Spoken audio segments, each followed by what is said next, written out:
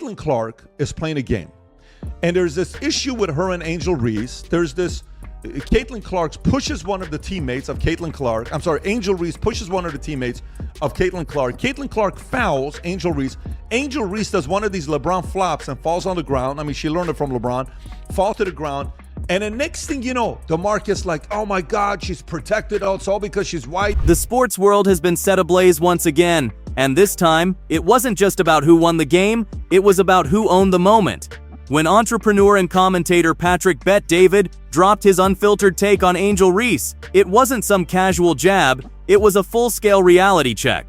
With the WNBA's popularity teetering between promising growth and dramatic implosion, Bet David's words hit like a thunderclap. No amount of media spin, viral gestures, or branding campaigns can turn Angel Reese into Caitlin Clark, not in the stat books, not in her impact on the league, and definitely not in the hearts of fans.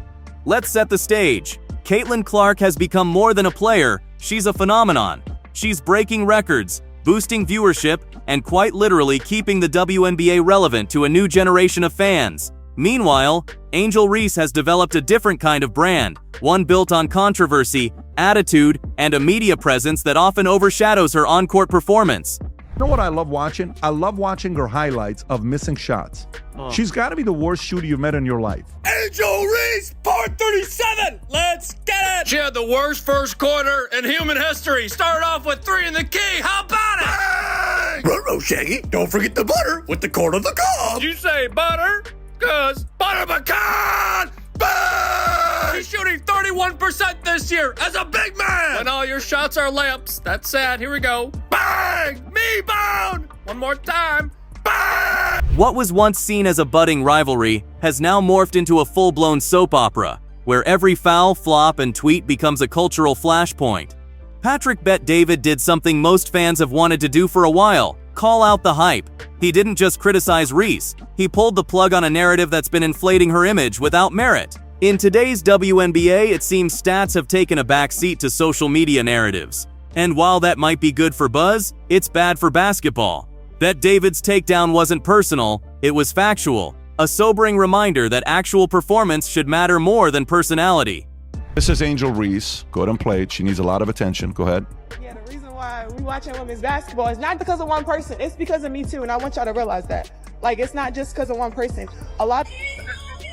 Yeah. Wow, what a move. Okay, so average WNBA viewership, okay, 7,300 in attendance, okay? The average Angel Reese game is 10,100, 10,200 that come to watch her. You know what the average attendance is when Caitlin Clark plays home or the road? What? 15,300. Wow. To understand the storm, let's rewind to the game that reignited the fire. Caitlin Clark, fresh off record-setting performances and carrying the weight of growing the league, was in the middle of yet another high-stakes matchup. Then came Angel Reese. In a moment more suited for WWE than the WNBA, Reese shoved one of Clark's teammates and followed it up with a dramatic fall that could have earned her a nomination at the Oscars. Theatrics? Absolutely. Effective? Maybe. But not in the way she hoped. This wasn't just a foul. It was a spark that lit up the sports world. Suddenly, people weren't talking about the game. They were dissecting the meaning behind every gesture, diving headfirst into conversations about race, gender, media bias, and everything in between. ESPN segments exploded, Twitter turned into a battleground, and hashtags replaced actual analysis. One shove turned into a week-long symposium on identity politics in sports. Jackie Robinson of the WNBA will be Caitlin Clark. If she stays healthy, there's a group of them that would hope for her to be out. But why do you say she's going to be the Jackie Robinson of the WNBA? Well, it's not like she's the first white girl. She's not the first white girl, but she's the first white superstar at the levels where she's scoring these, you know, the threes she's shooting. She's like a Steph Curry. She's the first actual superstar that people care. When's the last time we watched like college basketball? If I told you, tell me the greatest college basketball female basketball players last 30 years. And you watch I know her. She's our meet, but you look at some of these names, you see some of these people on how they do. Yeah. But Caitlin Clark came out the gates and you put up some numbers. Enter Robert Griffin III, former NFL quarterback and now ESPN analyst. He made the mistake of praising Clark, just praising her, not trashing Reese, and that was enough. Social media pounced. ESPN colleague Ryan Clark even implied RG3's opinion didn't count because he's married to a white woman.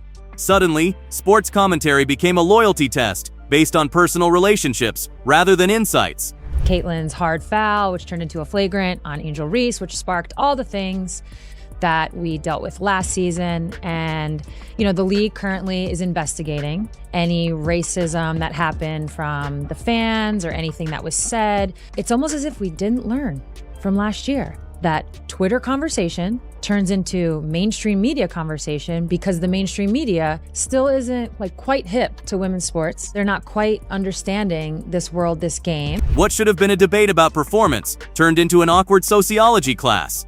And here's where it gets even more bizarre. While Reese was at the center of all this drama, her on-court numbers were hard to defend. Shooting just 22.7% from the field, her performance was not just underwhelming, it was dismal. That kind of stat line would have most players taking accountability, not demanding more spotlight.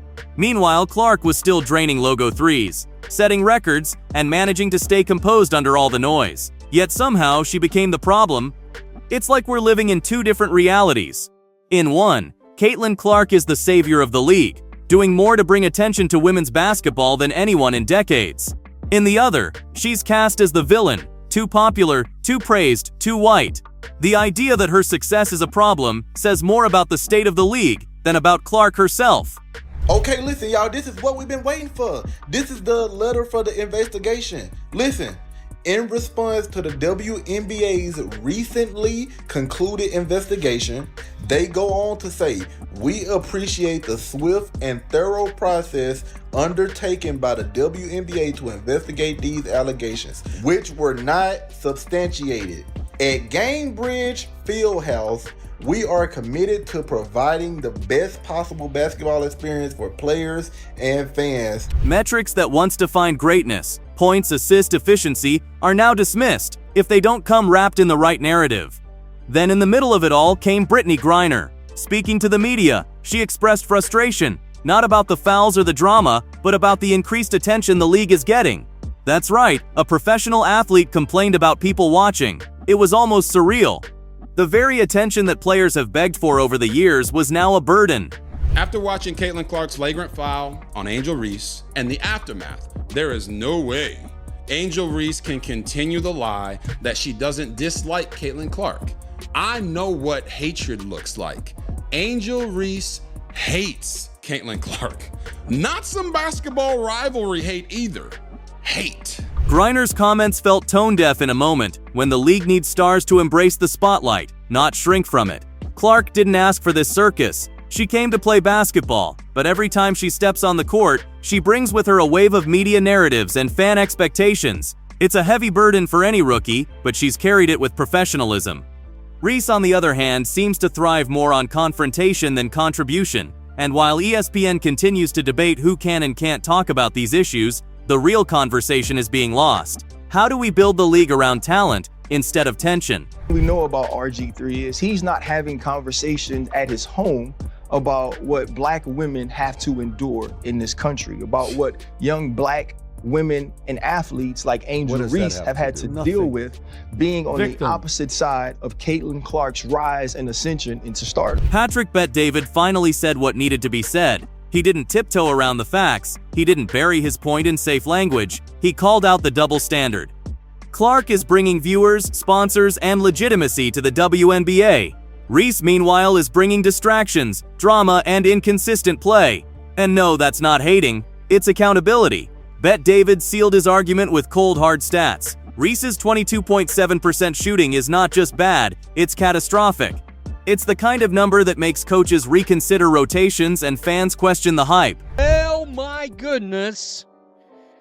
Angel Reese is getting absolutely obliterated today for all kinds of reasons.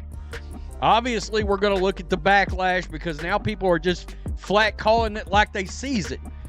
They're saying Angel Reese lied about a race hoax, just like Bubba Wallace, just like Jussie Smollett.